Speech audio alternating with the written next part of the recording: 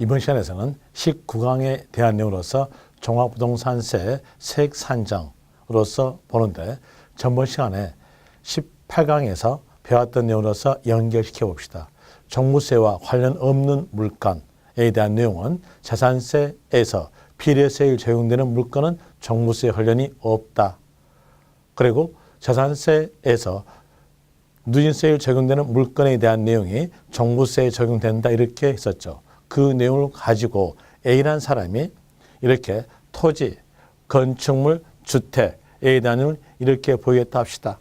토지에 대한으로서 분리과세는 토지는 12억으로서 종합산되는 것은 공시가액으로서 17억, 별도합산에 대한으로서는 80억, 건축물은 5억, 주택에 대해서는 17억 이렇게 보유했다 해보죠. 이랬을 때 먼저 종부세에 대한 세액 산정이니까 종부세에 관련 있는 물건, 없는 물건을 구별하고 난 다음에 세금액을 산정하겠죠.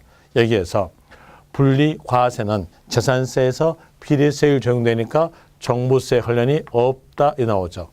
그리고 종합산은 합쳐진 내용으로서 누진세율 적용되니까 종부세 관련이 있고요. 별도 합산에 대한 내용도 종부세 관련이 있는 거죠. 건축물에 대한 내용은 재산세에서 비례세율 적용된 물건이니까 관계가 없다 나오죠.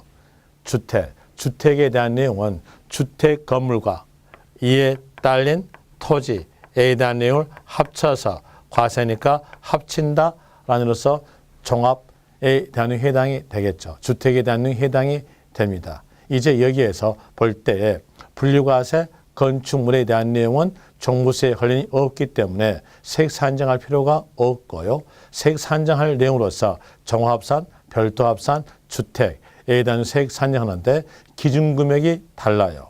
종합산에 대한 내용으로서는 소유자별 합산에서 5억 초과고 별도합산에 대한 내용으로서는 소유자별 합산에서 80억 초과고 주택에 대해서는 소유자별 합산에서 6억 초과에 대한 내용의 기준금액이 각기 다르기 때문에 세액 산정은 따로따로 세액 산정하여 가지고 합쳐서 고지서가 나가겠죠. 이 내용을 알려준 것에 대한 내용이 교재 142페이지에서 맨 밑에 동그라미 1번 종부세는 토지에 대한 종부세의 세액과 주택에 대한 종부세 세액을 합한 금액을 한다. 또 그 옆 페이지 맨 위에서 동그라미 2번 토지에 대한 종부세는 종합산 세액과 별도합산 세액을 합한 금액으로 한다 이렇게 나오죠. 여기에 대한 내용으로 보니까 별도합산, 종합산에 대한 내용의 기준금액이 다르니까 이건 따로따로 세액 산정한다는 얘기예요. 이렇게 따로따로 세액 산정해 가지고 세액 나왔으면 토지니까 합치죠. 합쳐가지고 얘에게 고지서 나가지고요. 또 주택에 대한 내용도 기준금액이 다르니까 따로 계산해 가지고 토지, 주택을 합쳐서 얘에게 고지서 나간다 이렇게 나와져요. 이 내용으로서 되는 것이 바로 방금 했던 1번과 2번에 대한 내용이었고 이제 별도합산, 종합산 따로따로 세액 산정하여 보죠. 세액 산정하려면 제일 먼저 과세표를 정하고 거기에다가 세율을 곱함으로써 세액 금액이 산정되는 거죠. 자, 이 내용으로서 먼저 과세표는 적용되는데 종합산에 대한 내용으로서는 기준금액 5억 초과분에 대해서 과세한다고 했어요. 5억 초과분에 대해서 과세한다고 했으니까 여기서 합산된 가액 17억에서 5억을 빼면 초과된 금액이 나오겠죠. 여기에다가 공정시장가액 비율 80%를 더합니다. 만약에 종합부동산세에서 과세 표준 물어볼 때 공정이라는 단어가 나오지 않는다면 그 문장은 틀린 겁니다. 공정시장가액 비율은 토지든 주택이든 똑같게 80%죠. 이렇게 곱해주면 과세 표준이 나오겠죠. 거기에다가 세율을 곱하겠죠. 세율에 대한 이유로서는 합치니까 누진세율이에요. 과세 표준 가액에 따라 0.75부터 2%까지의 누진세율 적용되면 종합부동산세 세금액이 나오는데 여기에서 볼 때 요 17억에 대해서 1차적으로 재산세 과세했어요. 그러면 초과된 금액인 5억 초과된 금액인 12억에 대해서도 재산세 과세했어요. 그럼 초과된 금액 12억에 대해서 또다시 종부세까지 과세한다면 이건 이중과세입니다. 이중과세를 방지하기 위해서 이미 납부했던, 기납부했던 재산세 기준금액에 초과된 재산세액을 공제한다 이렇게 넣으면서 세부담 상한을 두죠. 세부담 상한에 대한 내용으로서는 전년도 세계 100분의 150까지를 당해년도 징수세율을 한다 해서 세부담 상을 두는 것이고요. 이렇게 하였으면 별도 합산에 대한 내용도 아주 쉽게 느낄 수 있어요. 별도 합산에 대한 내용으로서 합산된 가액에서 기준금액이 80억이니까 80억을 빼야 80억 초과된 금액이 나오겠죠. 여기에다가 해당되는 공장, 시장 가입 비율을 곱해요. 그리고 종합부동산세에서 공정시장 가입 비율은 재산세와 달리 다 80%서 같습니다. 이렇게 곱해주면 과세표준 나오고 거기에다가 누진세율 0.5%부터 0.7%까지 누진세율로서 적용하게 되면 세액이 나오겠죠. 세액 나왔을 때 여기에서 90억에 대해서 재산세 과세했으면 1차적 재산세로서 90억을 과세했음으로써 80억 초과된 10억에 대해서도 재산세 과세했어요.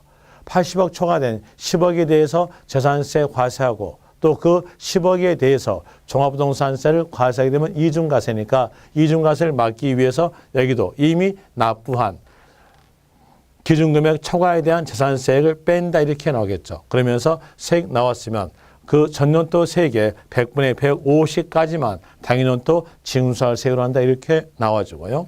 주택 가보죠. 주택에 대한 내용은 두 개로서 나와져요. 하나는 일반적 경우, 하나는 예외사항인 1세대 1주택. 일반적 경우에 대한 내용은 주택 공시가액이 6억 초과분에 대해서 과세하니까 합산된 가액인 여기처럼 17억에서 6억을 빼주면 거기에서 초과된 금액 11억이 나오겠죠. 그 11억에 대해서 종부세 환산된 얘기죠. 여기에다가 공장을 곱하면 과세 표준이 나오겠죠. 공장은 말씀드린 대로 공정시장 가입비율로서 80%입니다. 그리고 1세대 1주택이었다. 1세대 1주택이었으면 이때에 대해서는 투기가 아니기 때문에 합산된 가액에서 6억 공제하고 3억을 더 공제해줘요. 3억을 더 공제하여서 공정시장 가입 비율을 곱한다. 공정시장 가입비율은 80%다 이렇게 나오죠. 자, 여기에서 1세대 1주택이라는 말이 나와줘야 3억을 더 공제합니다. 만약에 1세대 1주택이라는 말이 없는 상태에서 3억을 더 공제하고 공정시장 가입비율을 곱한다 이렇게 나오면 그건 틀린 문장입니다. 여기에서 1세대 1주택이라는 단어가 있었을 때에 3억이라는 말이 있다는 거 근원으로서 여러분들이 구별하시면 될 것이고 이렇게 해서 과세표준 산정했으면 그 상정된 과세표준에다가 세율을 곱하겠죠. 주택에 대한 종합부동산세 세율은 0.5%부터 2%의 누진세율이 적용돼요. 적용해서 세금액 산정하였으면 여기 볼 때 이 17억에 대해서 종부세 과세했음으로써 6억 초과된 부분에 대해서 재산세 과세하고 또 그 부분에 대해서 종부세 과세하면 이중과세니까 이중과세를 방지하기 위해서 여기도 마찬가지로 이미 납부했던 기준금액 초과에 대한 재산세를 빼는 겁니다. 그럼 빼서 세액이 나왔으면 그 세액 금액 가지고 1세대 1주택은 투기가 아니기 때문에 세액공제를 해줘요.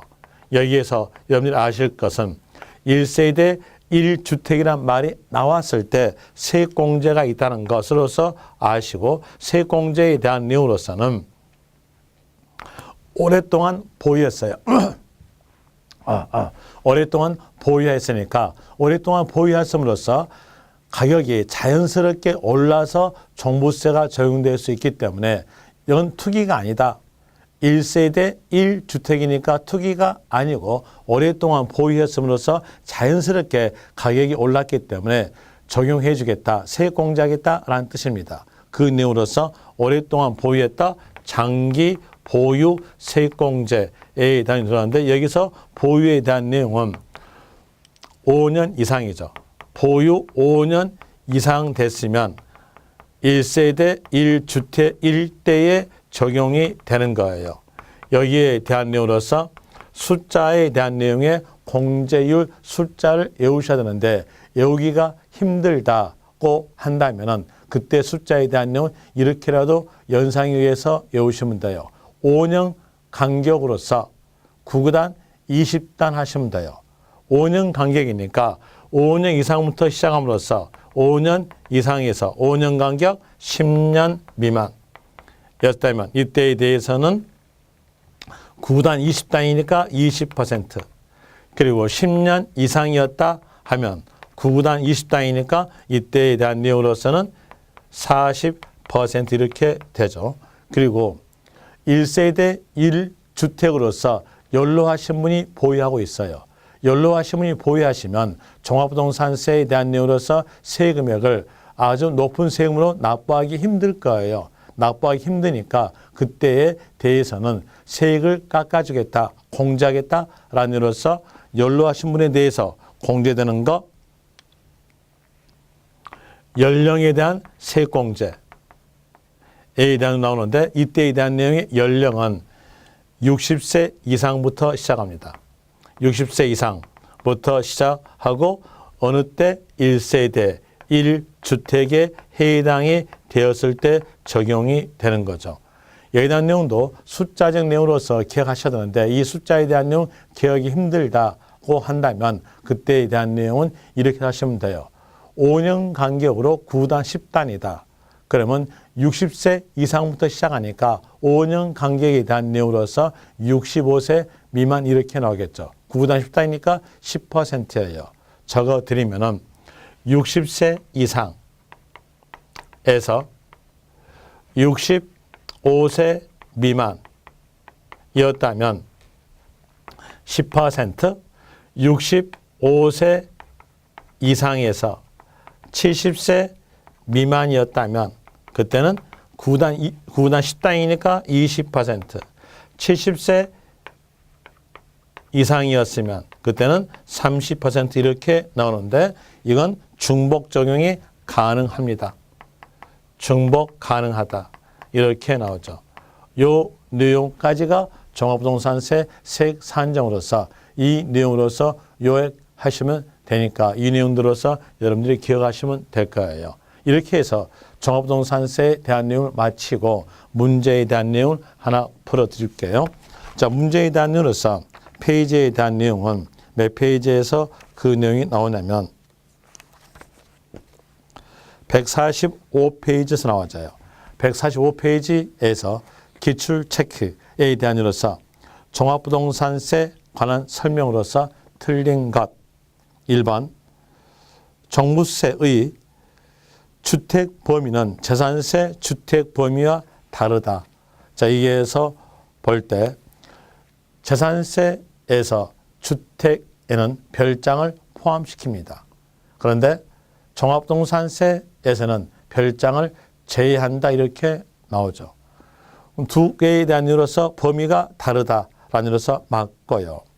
관할 세무서장은 종부세로 납부할 세액이 500만 원 초과 경우 분납하게 할 수 있다. 여러분들한테 아까 배웠던 내용으로서 물납과 분납 배웠죠. 물납에 대한 숫자는 물천, 분오, 양천. 그럼 분납에 대한 내용으로서 볼 때 500만 원 초과, 500만 원 초과 그리고 종합부동산세가 국세니까 일부분에 대해서 2개월 내 분납되는 거죠. 여기서 문제와 연결시켜 보니까 500만 원 초과 경우 분납하게 할 수 있다. 맞죠? 3번 기준일 현재 60세 이상인 자가 보유하고 있는 종부세 대상인 토지에 대해서 연령별 세액공제 받을 수 있다. 세액공제, 세액공제란 말이 나오려면 앞에가 어떤 말이 있어야 되냐? 1세대 1주택 이 말이 있어야 돼요. 그리고 또 토지에 대해서는 세액공제가 없어요. 그러면 토지에 대해서 세액공제 받을 수 있다 했으니까 틀렸겠죠. 어떻게 말로 될까요? 1세대 1주택 이렇게 나와야 맞겠죠. 3번에 대한 내용 틀렸고요. 답은 3번.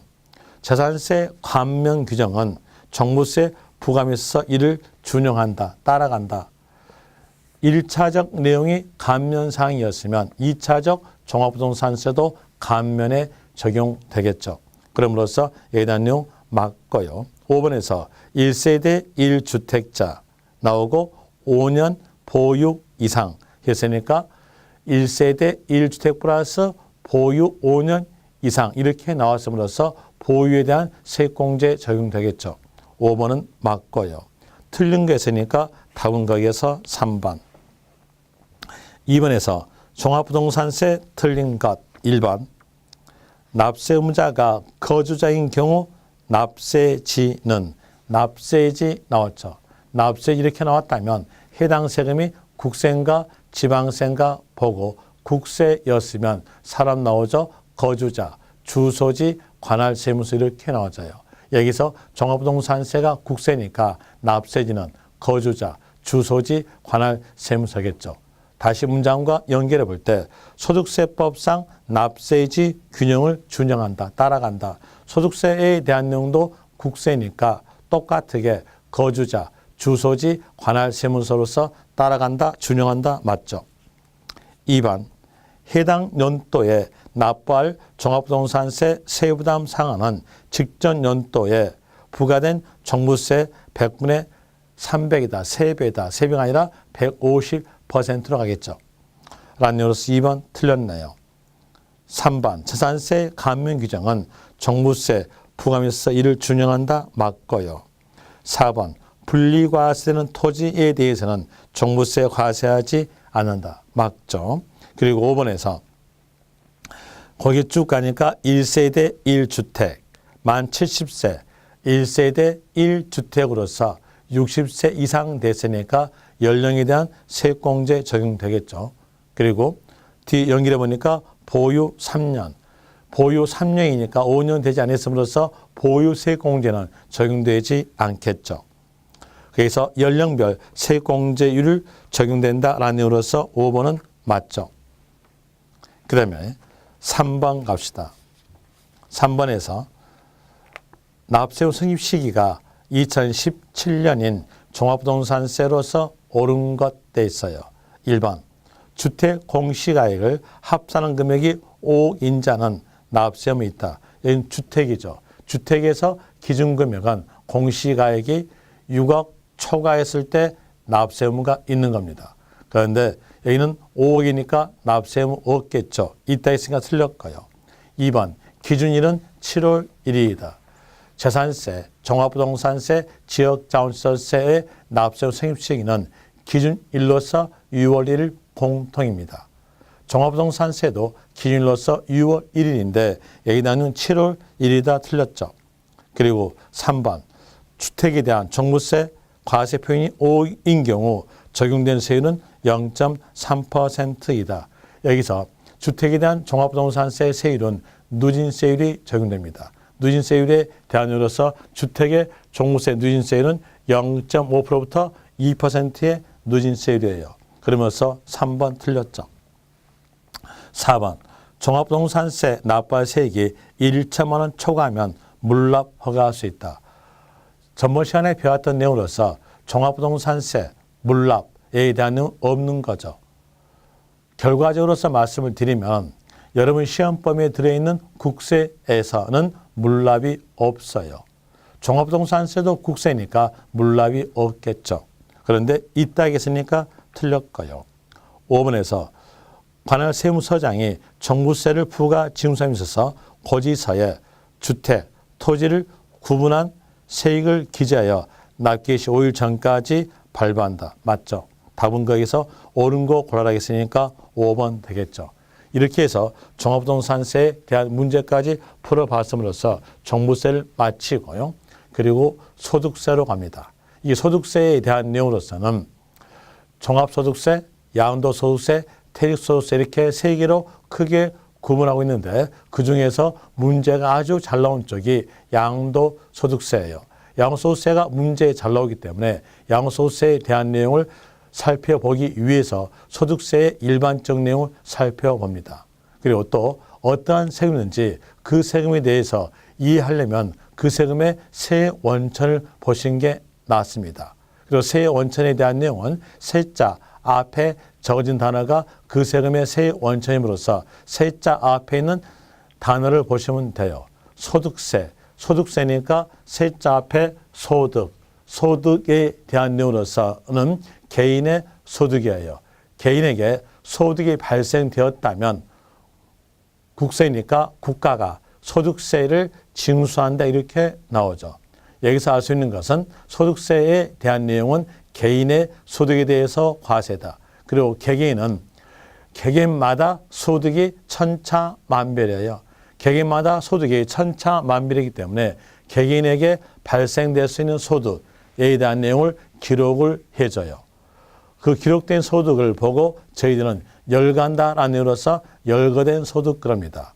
그 열거된 소득에 대한 내용을 볼 때 이자를 받았으면요 이자 소득, 배당을 받았으면 배당 소득, 근무하면서 급여를 받았으면 근로소득, 사업했으면 사업소득, 연금 받았으면 연금소득, 부동산 등을 양도했으면 양도소득, 퇴직금 받았으면 퇴직소득 이렇게 나오는데 이자, 배당, 근로, 사업, 연금, 양도, 퇴직을 제외한 나머지 소득은 기타 소득이에요. 이 기타 소득에 대한 내용으로서는 로또 당첨이 가장 대표적인데 로또 당첨은 여러분 시험에서 나오지 않아요. 부동산에 대한 내용은 나오기 때문에 부동산에 대한 내용으로서 지상권을 빌려주고 대여하고 받은 대가에 대한 내용은 기타 소득이다. 또 지역권에 대한 내용을 빌려주고 받은 대가에 대한 내용은 기타 소득이에요. 이 두 내용을 기억하시면 되겠죠. 그리고 이렇게 개개인마다 발생될 수 있는 소득을 이런 내용으로서 기록을 해 주고요. 그리고 그 기록된 소득에 대해서 개인 소득에 대해서 과세하니까 개인에게 발생할 수 있는 일정 기간을 정해놓고 그 기간 동안에 발생된 소득을 그 사람 소득에 대해서 과세하니까 합친다는 겁니다. 저희들은 일정 기간에 대한 내용으로서 법에 정했다는 것으로 과세 기간 그래요. 과세 기간은 1월 1일부터 12월 31일까지가 과세 기간이죠. 이 기간 동안에 어떤 사람에게 요 소득이 발생됐으면 그 사람 소득에 대해서 과세하니까 합쳐진다. 라는 의미로서 합쳐서 과세한다. 종합과세가 원칙이죠. 하나 예외상으로서 결집 효과를 방지하기 위해서 합치지 않고 혼자 따로 된 게 있어요. 그 혼자 따로 된 게 양도 퇴직입니다. 이렇게 합친 거, 혼자 따로 된 거 해가지고 소득세에 대한 내용을 세 개로 분류한다. 분류과세라는 말이 나오겠죠.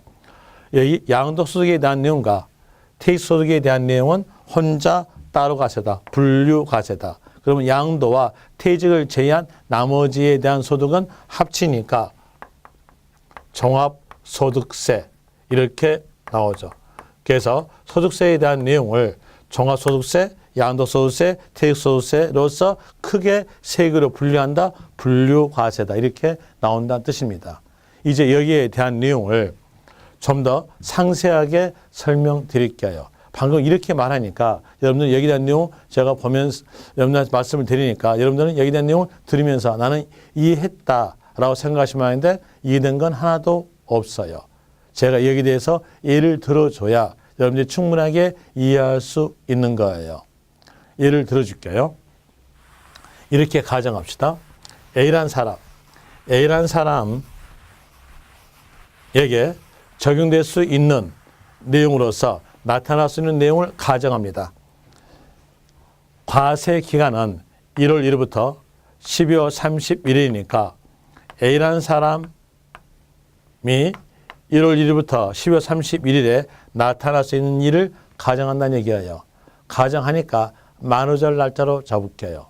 현대판 만우절 4월 1일, 4월 1일 날짜에서 이분이 퇴직하였다 합시다. 그리고 7월 1일 날짜에서 A라는 사람이 사업을 시작하였다. 그리고 A에게는 이 내용에 대해서 이 기간 동안에 나타났고 다른 내용은 이 기간 동안에 나타나지 않았다고 가정합니다. 그러면 여기에서 A의 소득이 발생되죠.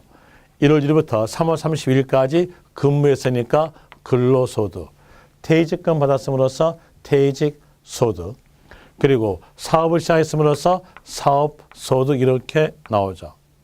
이 소득이 근로, 퇴직, 사업소득이 A라는 사람의 소득, A라는 사람이 개인이니까 이 A라는 개인의 소득에 대해서 소득에 대한 내용은 합쳐줘야 나오겠죠. 합쳐서 나온다. 언제 합칠까요? 연말에서 합치죠. 그래서 성립 시기에 대한 내용은 연말일이 나와져요. 과세 기간이 끝나는 때에서 합친다는 거죠. 앞에서 배웠던 내용으로서 성립이란 말이 나왔을 때 소득세 이렇게 나온다면 연말로 연상해 놓고 답하는 것은 끝나는 때 답하라겠어요. 그리고 성립됐으면 세금액을 산정해야 되니까 확정된다겠죠. 복습해 볼 때 확정이란 말은 세액 산정을 말합니다. 그리고 세액 산정의 방법은 두 방법 중에 하나는 신고, 하나는 결정. 신고란 말은 납세 의무자의 신고에 의해서 세액이 정해진 경우가 신고. 결정이란 말은 과세권자, 국가, 지자체가 세액을 산정해서 고지서 나가는 게 결정. 그리고 모든 세금은 신고, 결정 둘 중에 하나를 택하는데 결정에 대한 내용은 납세 의무자가 누군지를 지자체가, 국가가 알고 있는 경우예요. 알고 있으니까 고지한다는 얘기죠. 여기는 알고 있는 경우고요. 반대로 모른다면 그때는 신고갑니다. 여기에서 보유에 대한 세금과 연결시켜 볼 때 보유 일대에 납세 의무자는 소유한 자예요. 소유한 자가 누군지를 국가가, 지자체가, 토지 대장, 토지 등기부에 의해서 알고 있어요. 알고 있으니까 이때에 대한 내용의 보유 세금은 뭘로? 결정갑니다. 보유만 외 세금은 뭘로? 신고예요. 이 내용으로서 배웠었죠. 거기에 나누어서 취득세는요. 보유만 외 세금이니까 신고. 등록물에서도 신고. 재산세는 보유 세금이니까 결정. 종합부동산세 결정인데 예외상으로서 신고하고자 하는 자 종부세에서 이 말이 나왔다면 그때는 납부기간, 즉 신고기간 12월 1일부터 12월 15일 내에 신고한다. 신고함으로써 정부의 결정은 없는 걸로 본다라고 배웠었죠. 양도소득세, 보유만 외 세금이니까 신고, 종합소득세도 신고, 지역자원시설세는 보유 세금이니까 결정 이렇게 나와져요. 이 내용을 여기에다가 연결시켜 보니까 이건 소득세죠. 소득세에 대한 으로서는 보유만 외 세금이니까 신고입니다. 또 성립이 연말이니까 신고에 대한 내용은 자연스럽게 다음 연도로 갑니다. 다음 연도 5월 1일부터 5월 30일까지 신고함으로써 세금액이 정해진다. 확정 신고 기간은 다음 연도 5월 1일부터 5월 31일까지 이렇게 나와져요. 이제 아는 것은 확정 신고에 대한 내용은 다음 연도 5월 1일부터 5월 31일까지 이렇게 나와주고요. 그리고 합쳐진 것은 세율 구조가 누진세율이에요. 그럼 여기에서 보니까 A라는 사람의 소득에 대한 내용, 근로, 퇴직, 사업을 합쳐줘야 A라는 사람의 소득이 나오니까 합쳐진다라는 이유로서 세율은 누진세율이죠. 과세 표준 가액에 따라서 6%부터 40%까지의 누진세율이 적용된다 이렇게 나와져요. 누진세율에 대한 내용은 과세 표준 가액이 크면 클수록 세금액에 대한 내용은 높게 나온 제도가 누진세율 제도예요. 그럼 여기에서 세금액이 크다면 세금액은 폭탄되겠죠. 누진세율이 적용되기 때문에 여기에 대한 누진세율이 적용되는 그 내용 때문에 퇴직소득에 대한 내용까지 합치면은 결집이 되면서 세금액이 아주 크게 나와져요. 이 퇴직금 보세요. 이 퇴직금에 대한 내용은 입사해서 1년 근무하였으면 예전 같은 경우로서 퇴직금 한 달 붙어요. 1년 더 근무했으면 한 달 퇴직금 붙고 근무하면서 퇴직금액이 계속 누적되어 옵니다. 예를 들어서 IMF 발생되기 전에 은행에서 15년 동안 근무하다가 명퇴했다 하면은 퇴직금에 대한 내용으로서 유료금까지 다 포함시켜서 은행마다 차이는 있겠으나 어떤 은행은 1억 9천, 2억 1천 이 정도 받고 명퇴했어요. 요 금액에 대한 내용을 다른 소득과 합쳐가지고 누진세율 적용되면 공제폭이 아주 많다 하더라도 끝세율 적용돼요. 끝세율 적용되면 이때 납부할 세금액이 거의 방금 같은 경우는 4천만 원, 5천만 원 돈 납부합니다. 어때요? 엄청나게 부담스럽죠. 결집 효과가 나타나오면서 누진세율 적용되니까 세율 부담이 높음으로써 여기에 대한 부담을 줄이기 위해 결집 효과를 방지하기 위해서 여기에 대한 내용에 대해서는 혼자 따로 계산해서 신고한다는 얘기예요. 그리고 근로, 사업에 대한 내용은 매년마다 발생 소득이니까 이렇게 매년마다 발생 소득에 대해서는 합쳐서 과세하죠. 세액 산정해서 신고합니다. 그러면 신고서는 몇 장 될까요? 2장 되겠죠. 합친다 종합소득세로서 신고, 퇴직소득세로서 신고 이렇게 해서 신고서는 2장 되는 겁니다. 또 다시 이렇게 가정합시다. A가 이때 시점에서 토지를 취득하였다. 그리고 1년 보유했으면 보유이득 나오고 1년 보유했으면 보유이득 나오면서 누적됩니다. 1년 더 보유했으면 보유이득 나면서 누적되고요. 1년 더 보유했으면 보유이득 나면서 누적됩니다. 보유하면서 보유이득이 누적 되오다가 이때 시점에서 팔았어요. 양도했다. 그럼 양도했던 시점에서 보유이득이 일시에 나오죠. 이 일시에 나왔던 보유이득까지도 다른 소득과 합쳐서 한다면 이건 어마어마한 결집되면서 이때 세부담이 어마어마하게 부담스러운 거예요. 그걸 막기 위해서 이 양도소득에 대한 내용도 혼자 따로 계산해서 이렇게 신고하죠. 그러면 신고서는 몇 장 될까요? 신고서에 대한 으로서는 석 장 됩니다. 석 장 됨으로써 이때에 대해서는 합치니까 종합소득세, 혼자 따로 되는 거, 퇴직소득세, 혼자 따로 되는 거, 양도소득세 이렇게 해서 신고한다는 얘기예요. 여기서 문제 잘 나온 것은 양도소득세가 문제 아주 잘 나온 쪽입니다. 양도소득세에 대한 아주 문제 잘 나온 쪽이니까 여러분들은 양도소득세에 대한 이유로서 기억하시면 돼요. 양도소득세에 대한 이유로서 기억하실 거에 대한 내용으로서는 양도소득은 혼자 따로 계산된다. 구분과세다. 이걸 기억하시고요. 그리고 또 다시 과세 기간은 1월 1일부터 12월 31일까지의 단위로서 되는 거고, 그리고 이 양도소득에 대한 이유로서 납세의무 성립 시기를 물어본다면 성립 시기에 대한 이유로서는 과세 기간 끝나는 때 성립이다 라는 이유로서 아시고요. 그리고 양도소득세에서 확정신고에 대한 내용을 물어본다면 확정신고에 대한 내용으로서는 다음 연도 5월부터 5월 31일까지라는 것으로서 기억하시면 돼요. 이렇게 해서 소득세에 대한 내용까지 전부 다 살펴드렸었는데 이제 양도소득세에 대한 내용과 연관 지어보기 위해서 양도소득세의 단어를 봅시다. 단어, 양도소득세 이 나오죠. 그럼 이제 세자 앞에가 양도, 하나의 거래가 나오면 그 거래에 대한 내용이 양도가 아닌가 보겠다. 양도에 해당이 되었다면 소득이 있었을 때 과세다라는 의미로서 양도소득세 이렇게 나오져요. 여기에서 이 내용 순서 그대로 법전에서도 똑같이 나옵니다. 맨 처음에 법전에서 양도의 뜻을 적어주고요. 양도의 뜻에 해당이 되었으면 양도에 관련된다. 그러면서 양도소득세에 과세되는 내용으로 나와주고요. 양도에 해당되지 않는 내용이었으면 그때에 대한 내용은 양도소득세와 과세하지 않고 다른 세금이 적용된다. 이런 내용으로서 나오게 되는 거예요. 이제 여러분들은 이제 양도소득세에 대한으로서 양도의 뜻을 먼저 아셔야겠죠. 양도의 뜻에 대한 내용을 적어드리면요.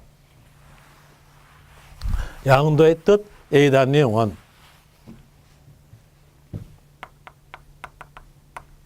과세 대상물에 해당이 되고 대가를 받고 사실상으로서 상대편에게 소유권이 이전되었으면 양도다 이렇게 나와져요. 그래서 제일 먼저 하나의 거래가 나오면 그 거래에 대한 내용이 양도인가 아닌가 본다 이렇게 나오죠. 양도에 해당이 되었으면 양도소득세 과세 관련이 있는 것이고 그리고 양도에 해당되지 않았으면 양도소득세는 관련이 없고 다른 세금이 적용됐다는 뜻이에요. 제일 먼저 여기다가 적용시켜보죠. 요 세 개 단어를 다 갖추었을 때 양도입니다. 이 세 단어 중에서 하나라도 빠지면 양도가 아니에요. 그럼으로써 예를 들어볼 때 토지는 물건에 해당되는데 이 토지를 무상으로서 소유권 이전이다. 이랬으면 대가성 없는 거래죠. 유상이란 내용이 빠졌으니까 양도가 아니에요. 양도가 아님으로써 이때에 대한 내용은 다른 세금 적용되겠죠. 다른 세금에 대한 내용으로서 사망 시점에서 무상 이전이었으면 상속세, 생전에 무상 이전이었으면 증여세가 적용이 되는 겁니다. 양도소득세 관련이 없고요. 또 토지를 유상으로 취득하다 이러면 똑같은 유상거래였으나 사실상 소유권 이전이 아니고 이 거래는 취득이죠. 그러면 이전이란 내용이 빠졌으니까 양도가 아님으로써 양도소득세 적용되지 않고 다른 세금 적용됩니다. 다른 세금에 대한 내용으로서는 취득세가 적용이 되겠죠. 그리고 또 토지를 보유한다 이랬으면 이때에 대한 내용은 소유권 이전이 아님으로써 여기에 대한 내용도 양도가 아니네요. 양도 아니기 때문에 다른 세금 적용되겠죠. 적용되는 세금으로서는 보유 세금에 대한 내용으로서 재산세, 일정 금액 초과 보유했으면 종합부동산세 이렇게 적용이 될 것이고 또 토지가 수용되다 이랬으면 이 토지의 소유권은 국가 또는 지방자치단체에게 이전되고 그 대가로서 보상금 받습니다. 대가 받았으니까 이때에 대한 내용은 양도에 해당이 되겠죠. 이렇게 양도에 해당이 되었다고 하였으면 그 다음 단계로 와서 그 거래의 상세적 내용으로 봐서 비과세에 해당된가 안 된가 봐요. 비과세에 해당이 되었다고 한다면 그때는 과세하지 않는다 이렇게 나오죠. 하나 비과세에 들어가지 않았다. 여기에 노다 이렇게 나온다면 이때에 대한 내용은 감면상까지 가는데 여러분 시험에서 감면에 대한 내용 나오지 않으니까 비과세에 들어가지 않았다면 과세된다라는 이로써 아시면 되는데요. 비과세에 대한 내용은 국가 정책에 관한 내용이에요. 국가 정책에 관한 내용으로서 국가 정책에 대한 내용으로서 파산 선고하면 양도인데요. 여기에 대한 내용에 대해서 처분 소득은 국가 정책상으로서 소득이 없는 걸로 봄으로써 과세하지 않는다 이렇게 나와집니다. 또 농지의 교환, 여기서 교환에 대한 내용은 양도인데 농지 교환에 대해서는 농지 생산성을 높여주기 위해서 국가 정책상으로서 과세하지 않는다 이렇게 나와주고요. 또 1세대, 1주택의 양도로서 볼 때 1세대 1주택의 양도에 대한 내용으로서는 양도니까 양도에 들어갔어요. 세부적 내용으로서 2단계 와볼 때에 국가 정책상으로서 국내의 주거 안정과 국내의 주택 공급 목적으로서 과세하지 않는다 이렇게 나오죠. 여기는 국내 주거 안정에 대한 내용이 있기 때문에 요 1주택 의미 안에는 2년 보유라는 말이 들어있어요. 1세대 1주택으로서 2년 보유하고 양도한 경우는 주택 공급과 이루어지니까 과세하지 않는다 이렇게 나오죠. 그래서 이 셋 중에 하나에 들어갔으면 비과세 되는 겁니다. 이 셋 중에 하나에 들어가지 않았다면 그때는 과세한다 이렇게 나오는데 수용에 대한 내용이 양도니까 연결시켜 볼 때 수용에 대한 내용은 여기 셋 중에 하나에 들어가지 않아요. 그러면 뭐로 될까요? 비과세 노조. 비과세에 해당되지 않음으로써 그때는 과세된다. 과세되었음으로써 양도소득세 세액 산정이에요.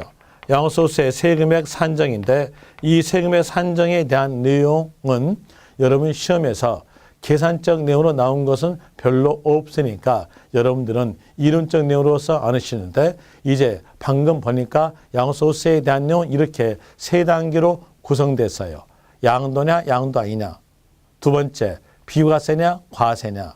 세 번째 과세되었으면 양도소득세 세액 산정으로서 계산 구조 이렇게 세 개로 구성되어 있는데 여기에서 가장 문제에 대한 이로서 잘 나온 쪽은 계산 구조예요. 기출문제에 대한 내용을 1회부터 27회까지에 대한 이로서 비교 분석해 볼 때 양도냐 양도 아니냐 여기에 대해서 한 문제가 출제입니다. 그 다음에 비과세에 대한 이로서 1세대 1주택 여기에서 한 문제 출제 그리고 계산 구조에서 셋 내지 네 문제 출제가 되는 거예요. 이제 처음부터 양도냐 양도 아니냐 여기에 대한 내용부터 차근차근 갈게요. 여기에 대해서는 10분 쉬었다가 설명드리겠습니다. 10분 쉬었다 하겠습니다.